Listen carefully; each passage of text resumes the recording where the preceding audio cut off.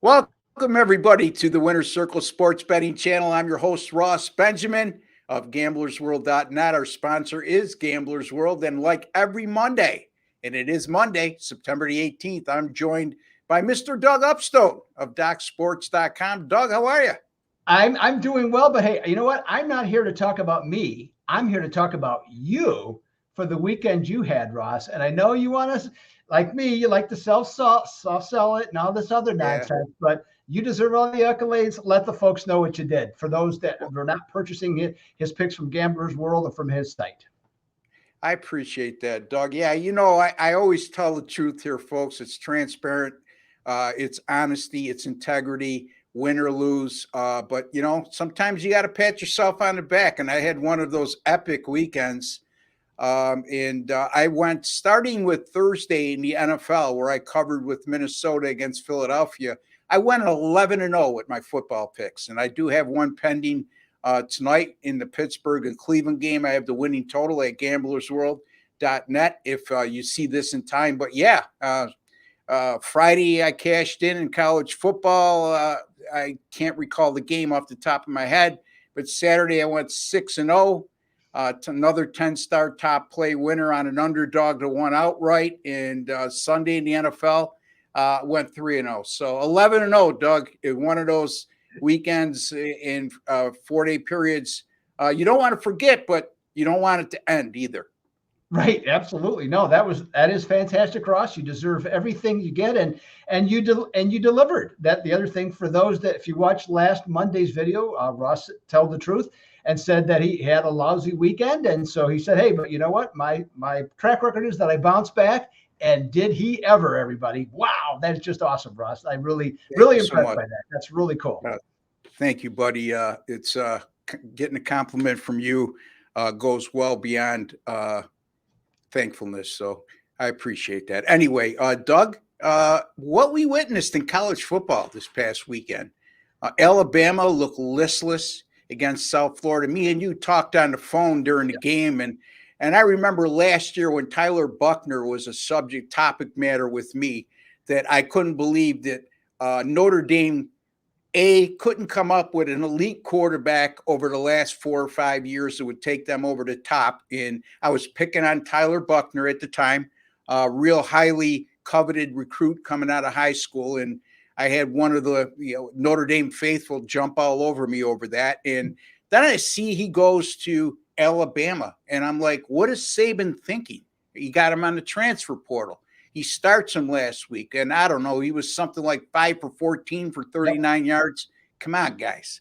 I'll say the same thing to Nick Saban. You've had all these NFL caliber quarterbacks over the last decade. What do you see in Tyler Buchner? Anyway, Doug, you take it away, my friend. Yeah, well, no, the only reason Tyler Buchner's there is because Tommy Rees is the offensive coordinator. Tommy Rees came from Notre Dame, so that's he obviously Rees had some belief that he was able to convince Saban that there was something there. But if you saw some of the highlights, there was you couldn't even describe them as off passes. They were bad passes. I mean, they were 5 yards in front of receivers. It was very much like a pitcher throwing a 55-foot curveball. It wasn't there. So it was awful. It was bad.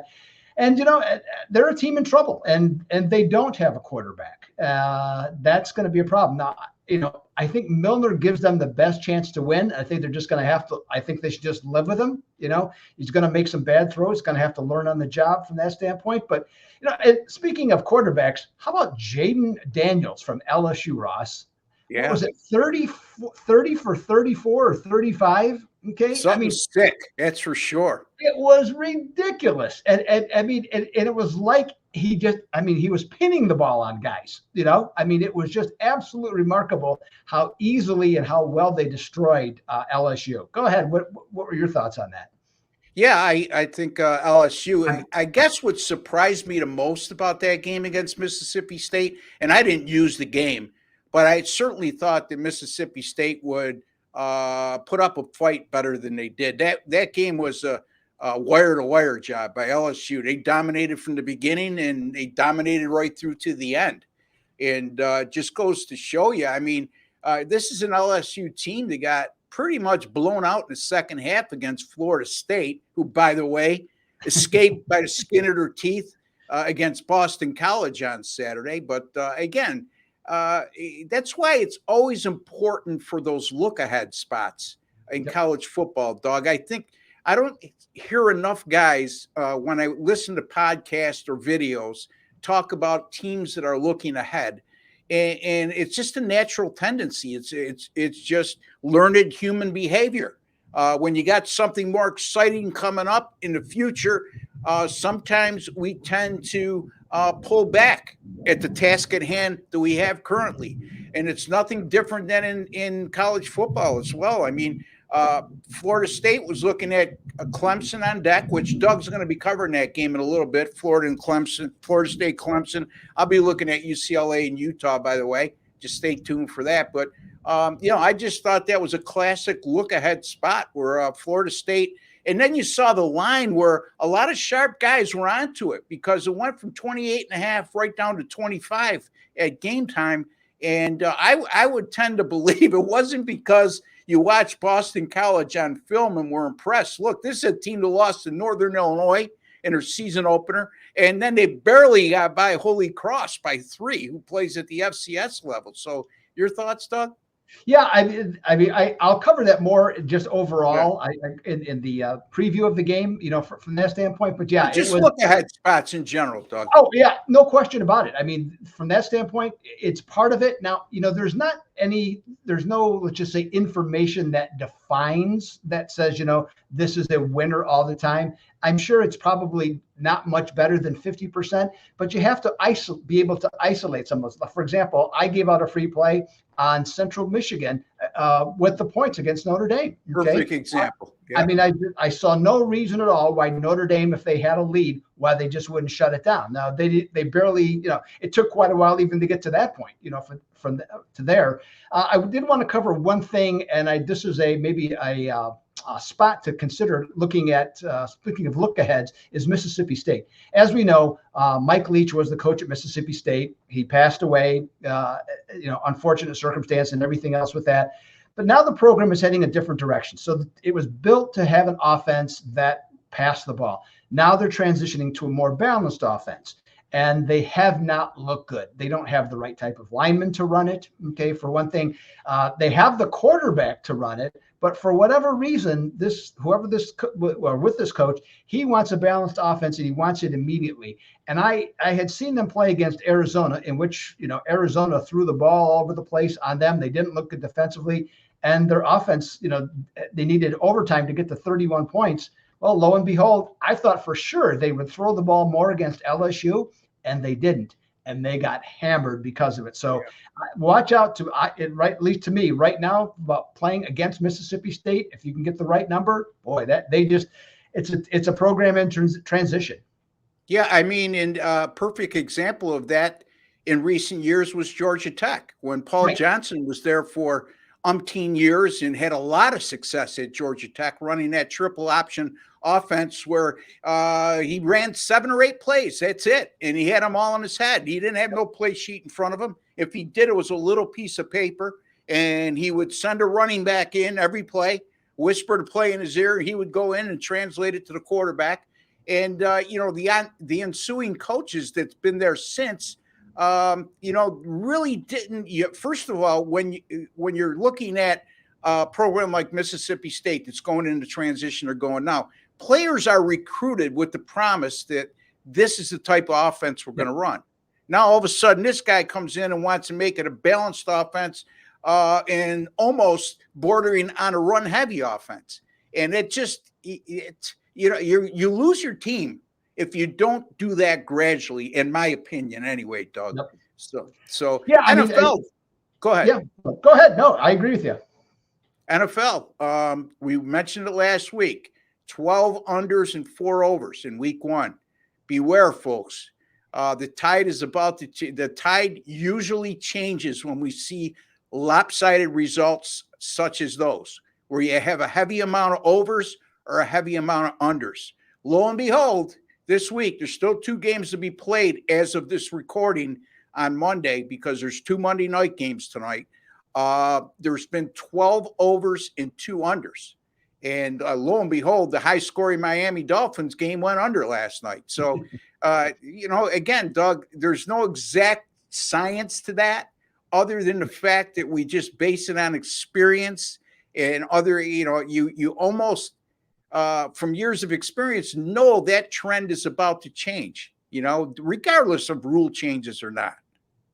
Yeah, I mean, and the thing is too, I mean, it's not completely predictable the first week, but as we have seen what has been going on the last several years, again, the lack of playing your regular players in the preseason, it just manifests itself in the first week. And as you said, I think you brought up, I thought it was you that brought up that the not unlike pitchers and hitters in spring training going into the regular season is that pitchers are ahead. Well, the same thing. That's what it is. The defensive players know how to tackle. Okay, they know how to get position. The comfort level of how the offenses are is not there. Except for maybe Miami, because boy, oh boy, Ross, I tell you, that offense is just on fire. And this has nothing to do with my feelings about them coming into the season. The precision of how they throw the ball and how Tua is getting the ball out on time right to these receivers, it is just a thing of beauty. I don't know, some defense is going to come up to disrupt it, as we go along here. But right now, boy, are they fun to watch. And they had a good running game last night as well. So when that happens, they become really, really dangerous. New England was able to hang in that game. I've been impressed with Mac Jones the first 2 weeks. Yes. I know that, a game against Philly, they had a chance to win at the end. The guy can't toe tap on the 10-yard line on the final drive. And then last night, he hung in there, and he's looked impressive to me. He made some throws on the run last night that I didn't think he was capable of doing because he's in my mind anyway, a prototypical drop back passer. And we can't forget this kid was a quarterback at Alabama and they won a lot of games with him under center. He's not only a leader, but I think he's a vastly underrated quarterback as well right now. So we'll see. And then the other thing to keep an eye on is what we just discussed, folks. If you're have a new offensive coordinator, for example, and he's abruptly changing the style of offense in which you're going to play. That applies to the NFL as well. Mm-hmm. So there tends to be some growing pains, and sometimes offensive coordinators bite their nose off to spike their face and try to fit square pegs in round holes rather than play to the strengths of the players. Their ego is such that they decide that they're going to run their offense no matter what the personnel is. So you could pick up on that real early in certain situations where that's occurring, and then keep an eye on it. And if it gradually doesn't change or the offense continues to struggle for 2-3 weeks at a time, it's a matter of time before they have internal turmoil in that regard. So, and then chemistry is way off. So keep an eye on all those are the kinds of things I look for anyway. Doug, is there anything else that you want to add to that conversation? Yeah, I mean, you look at, Denver. Denver's in a heap of trouble. Okay, you can see it. The defense is just lousy. Okay, they could not stop Washington all yesterday. You wondered, when you looked at the first half, how they played, or most of the first half against Washington, you wonder how bad that they had to be to lose to the Raiders after the Raiders got just crushed by Buffalo. But then Denver, Russell Wilson not playing well again. There's some real issues there. Now they're going to go to Miami this week for their home opener. That's certainly of note. And Cincinnati, I was amazed by the lack of urgency, Ross, with Cincinnati yesterday. It wasn't there right from the start. Yeah, they kind of got it going, but even at the end of the game, what did you see? Everybody had to see it. There was Joe Burrow rubbing his calf, that he injured in the preseason with a machine, to try and loosen it up, and he went limping off the field. I was among those that actually bet Cincinnati to make the Super Bowl. I'm right now, ask me, I'm not even sure if they're going to make the playoffs, Ross. I see trouble. Yeah. I know they're saying nothing, but I don't know. Yeah, I mean, when you look at how they looked, it's not to make, you could lose 2 games and still make the playoffs and still be a factor at the end. Just ask the 2001 New England Patriots, who started the year at 0-2 and then lost their starting quarterback, Drew Bledsoe, 3/4 of the way through the year, and then a guy named Tom Brady took over and took him to a Super Bowl title. So those types of occurrences do occur, for lack of a better phrase. And but it's the manner of which the body language, what we're seeing on the field. I agree with you, Doug. I'm not seeing a lot of positivity with Cincinnati right now. And I think that they think they're a lot better than they are. And they got a bullseye in their head. Look, you've been to 2 straight AFC championship games in a row. Teams are going to be after you, especially within your own division, especially within your own conference. But there's a lot of football yet to be played. One other note, the New York Football Giants down 28-7 yesterday. First team in NFL history since 1989 to be outscored in their first 2 games 60-0 to start the season. And they turned it around, overcome a 28-7 late deficit in the third quarter. I should say late third quarter deficit, to be specific, and come back and win the game 31-28. And but something to keep an eye on here going forward, Doug, is Saquon Barkley. If you watch that game, I think it was their second last offensive play of the game. He hurt himself, and keep an eye on that, because he limped off the field and he was shaking his head and he threw his helmet down. Why I'm mentioning that is not because I think he's done for the year. No, that's not the case. But it's a quick turnaround. Now they have to play San Francisco on Thursday night. Yeah. And so just keep an eye on that. And it's, again, folks, we can't overreact to what we saw the week before. We have to have a balance, okay? Like what Doug was saying, I don't think that's an overreaction on his part. It's 2 straight games they look listless, Cincinnati. So the Giants came back and won that game, and that's a lot of momentum. I get it, but once again, it happened against Arizona, that nobody expects to be good this year. So in any event, Doug, all right, let's get to our games, buddy. Florida State and Clemson. Florida State, I don't know. I have to check my database. I can't remember the last time Clemson was an underdog at home, but they are. Florida State's a short 1.5-point favorite. The total in this game is 55.5, like I alluded to earlier, and I don't want to steal your thunder. Florida State barely getting by Boston College last week, and Clemson is, I don't know. I'm just not. In their opening game, they lose to Duke, pretty lopsided result, and they turned the ball over several times, and they the competition in which they faced the last 2 weeks is nowhere near the caliber of what they're going to face on Saturday. So it's not important what I think; it's what you think on this game. Yeah, so we've got this game. It's going to be a high noon clash with immense ramifications, especially for Clemson, because as you mentioned, they've already lost a conference game. So if they lose this game, literally they could be, essentially eliminated even before the end of September. Okay, from the ACC title game. Now, and part of the reason of that is because now, for those that don't know, the ACC did away with the divisions, so now it's just all one conference. So the 2 best teams in the conference will play for the conference championship based on the records, the conference records. Now, the Tigers have beaten Florida State 7 straight times, and they've covered the last 5 of those. On paper, in one regard, if you look at the yardage differential, Clemson is the better team. They're at 242 yardage differential after 3 games compared to just 71 for Florida State. I think it's going to be imperative that Clemson quarterback Cade Klubnik is really sharp passing the ball, because so far it appears the weakness of the Noles defense is the pass defense. They have allowed 305 yards or more in 2 games.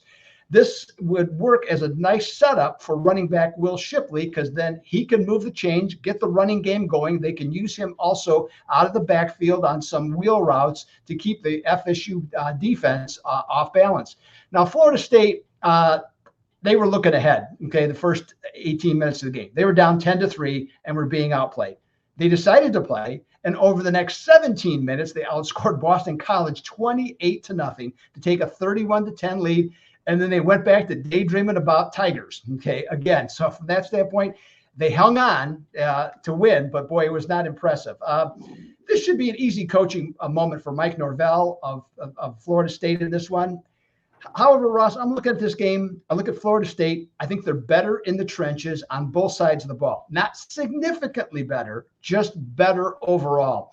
I'll take Jordan Travis as a better playmaker over Klubnik in terms of the quarterback position. And I think overall, Florida State also has more playmakers. Now, Dabo Swinney as a home underdog, well, not just home underdog, but in terms of at home, he's got a bunch of angles that are really, really strong in this one. But you know what? I'm looking at Florida State when they are playing on the road after playing a conference game in the last 2 years. They're 6-0 against the spread.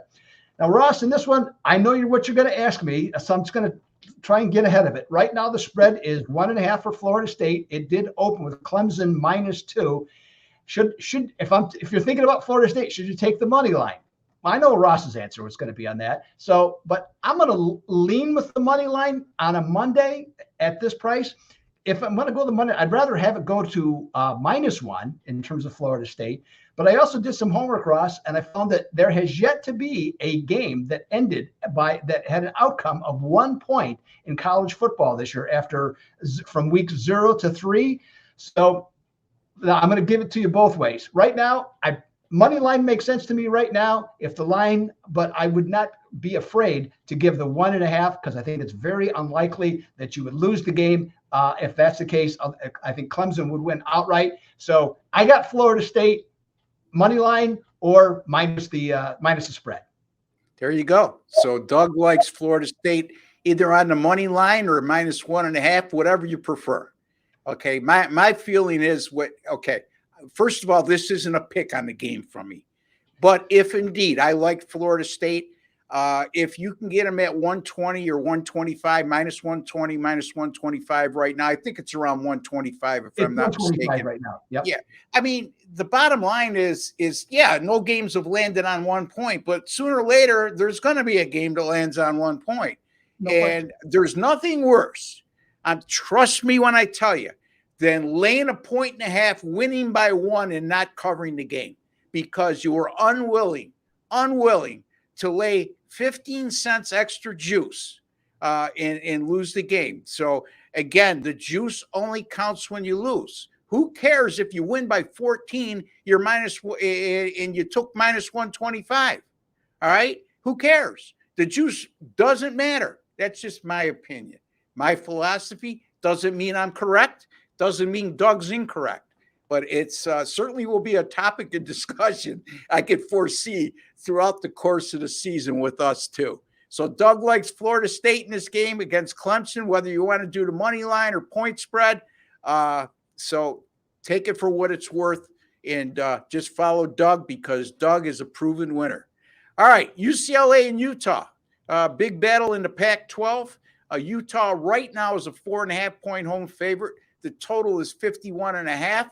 Both of these teams come into this contest with a perfect 3-0 record. Utah has been without their starting quarterback, Cam Rising, since the beginning of the year. His status is still listed as questionable. And UCLA, if you look at the style of offense they're running right now compared to when DTR was there last year, who's now a backup quarterback in Cleveland, much different. But let me get to the meat and potatoes here. I'm going to be looking at the total of 51.5 in this game. Both teams entered the season with a ton of experience on the defensive side of the ball. Now, that's good for Utah because they were a good defensive team to start with last year. But UCLA, not so much. However, that experience has paid dividends for both teams early on. Utah has allowed just 13 points or fewer in all 3 games this year. All 3 of those contests went under the total, and the combined score in those 3 games was 35.3 points per game. So it's not like Utah has been lighting up the scoreboard. Okay. They've been playing sound defense and I'll get to the running game in just a bit. UCLA, same thing. They've allowed 13 points or less in all 3 games. Now, granted, they played North Carolina Central last week. They win 59-7. And if you're the kind of guy who follows these FBS versus FCS lines, yes, the game did go over the total. more importantly to me is their 2 games against FBS opponents this year. Both went under the total with a combined 43.5 points scored per game. Now, you look at the offensive style of both teams. They've been run heavy to start the year. I don't see that changing going into this matchup. Utah, as a matter of fact, has run the ball on 64.2% of their offensive plays this year. Barring it being a triple option attack, that's a very high rate for a pro-style offense or spread offense or whatever kind of offense in college football you want to deem it to be. In this day and age of wide open offenses and pass-happy teams, Utah is the opposite of that thus far. In UCLA, I was very surprised to see 58.9% of their offensive plays to start the year have been run plays. Both teams have been great defensively against the run. So now we got 2 run-heavy teams against 2 teams that have defended the run very well. Utah, over the first 3 games, has allowed 65 yards rushing per game and only 2.9 yards per rush attempt. UCLA, they've allowed 69.7 yards per game on the ground and an even better 2 yards per rush attempt. Now, UCLA has 10 sacks through the first 3 games of the year. So keep that in mind, folks, because unlike the NFL, when you sack a quarterback and the guy loses 8 yards, it goes against your rushing yards, as opposed to the NFL where it goes against your passing yards. So I'm going to go under the total here, Doug. It's going to just stick to what I'm seeing with my eyes and not try to be too cute, which we all are at particular times during the season. And I'm going to go UCLA, Utah, under the total of 51.5. You, my friend? And on this one, Ross, I think what I was going to talk about, I think you used 70% of what I was going to say. So I got 30% left that I can still use, okay, from that standpoint. But here's the thing. Everything that Ross said about the total, in my opinion, is absolutely 100% correct. The other aspect that I'm looking at it, having watched both teams play and watching the quarterbacks, I think we have 2 coaches here who don't trust their quarterbacks. Okay, to throw the ball consistently without making mistakes or making turnovers or throwing bad passes that forces you to punt the ball. So I think their preference right now is just to be able to continue to run the ball. And by doing that, as we're learning now, it's about 7 to 8 plays per game fewer for all the teams. Okay, in terms of with the clock going along. Coaches are comfortable with being able to, if they have an offense that runs like that, they're comfortable wanting to do that and just letting the game play out with fewer plays and control the clock, control the rhythm of the game. So that being the case, I can definitely see, in terms of to make a pick, I don't know, but I could see 44 or less points rather easily in this game, Ross. So I'm with you on the under. It's always good when we agree, folks. And, you look at the time of possession for both teams. Utah is somewhere around 35 minutes a game, which is dominant at the college football level. You'll get the Armies and the Navies and the Air Forces. Well, I should say Army with their old offense because they no longer run the triple option. Oh boy, was it refreshing. I had Army, by the way, on Friday night plus a 9 outright. Boy, was it refreshing to see Army in the type of offense they're now running over there. And it makes for a more exciting game. But anyway, UCLA only controls the ball for 24 minutes a game, which is rather low. But you got to understand, folks, they had a lot of quick strikes for scores in those games. And that will lead to less time of possession. And they're not going to be able to get those 40, 50, 60-yard chunk play runs against a defense like Utah on a consistent basis like they did against their first 3 opponents. Both teams are stepping up in class, although Utah, that win over Florida looks a heck of a lot better now in their season opener than it did then because Florida, they were my top play, by the way, folks, on Saturday. I had Florida plus 6.5 outright over Tennessee. So that makes 2 weeks in a row. I had Florida over Tennessee last week plus the points. And I had Miami, Florida, plus the 4.5 over Texas A&M by 15 in their season opener. So keep an eye on those top plays. Speaking of top plays, Doug, tell the folks what you got going on the premium side over at Doc's, how you been doing, or anything that you want to let the folks know about what may be coming up for Doug Upstone. Absolutely. Yeah, as I mentioned, as I really didn't mention, Ross had a fantastic, as he used, epic weekend.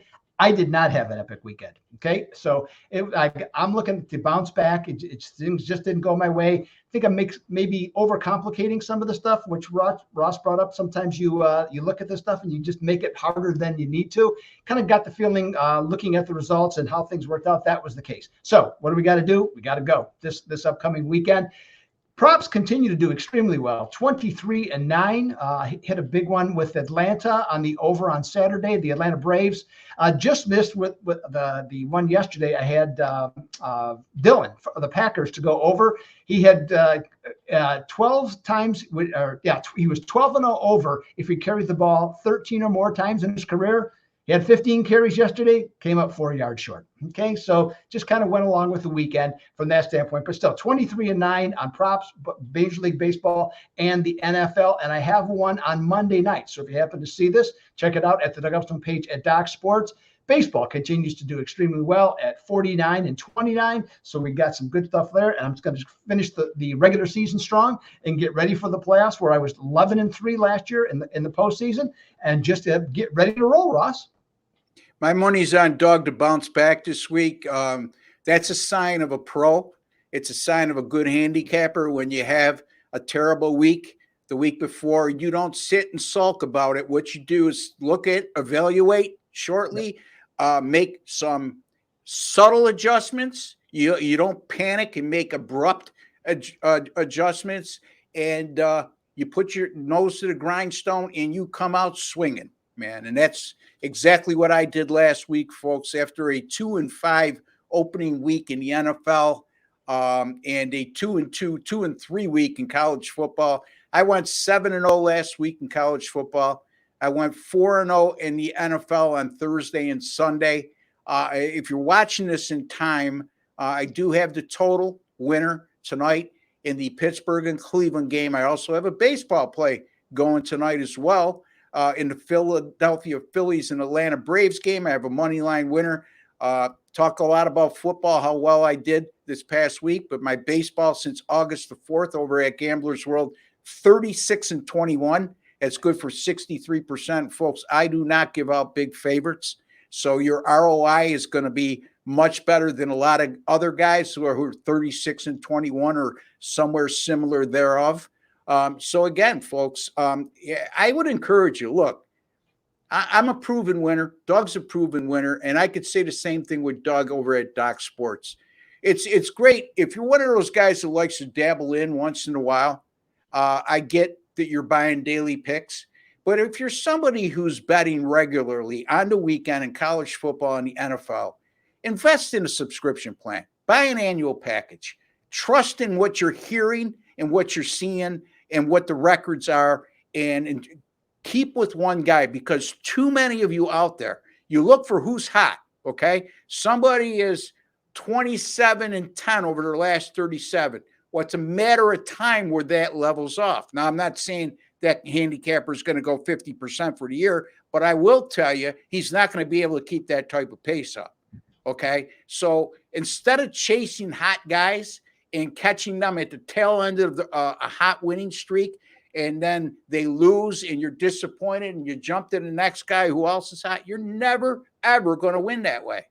You're not. So, again, you could get my NFL and college football annual package combined for $8.99. You could get either the NFL or college football for $5.99. Doug, you have prices on annual packages over at Doc's? Yes, it's $7.95 for the year, and that includes all football. So $7.95 combined for college and pro. So excellent deal, and well worth the money for sure. All right. So me and Doug will be back with Kyle Hunter on Thursday. I'll be back tomorrow morning. I'll be joined by Jesse Schule and Sean Higgs. We'll be discussing more college football games at that particular moment in time.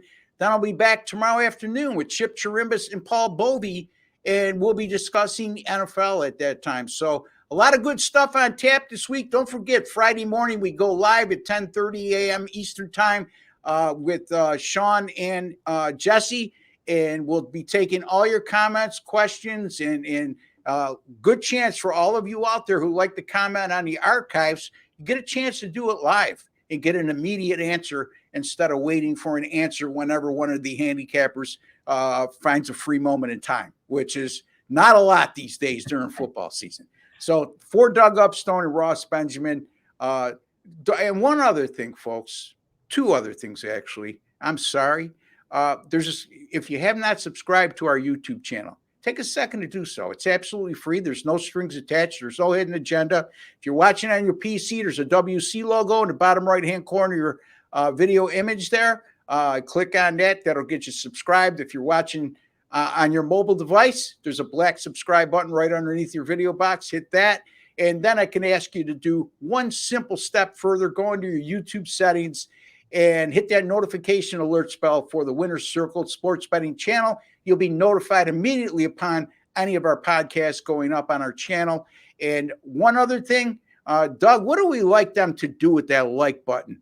Isn't it a – go ahead. Some people like to smash it, okay? Myself, I just say, you know what? Just hit it. That's all you got to do. You can smash it if you want. Just hit it. It's okay. Yeah. Get it. That way it comes right to you. You don't have to go seeking out. You don't have to go to Winner's Circle. Don't have to go to Gambler's World. Don't do anything. Just sign up, and then you got it taken care of because it's coming right to you. There you go. Hit it, tap it, smash it, whatever you prefer.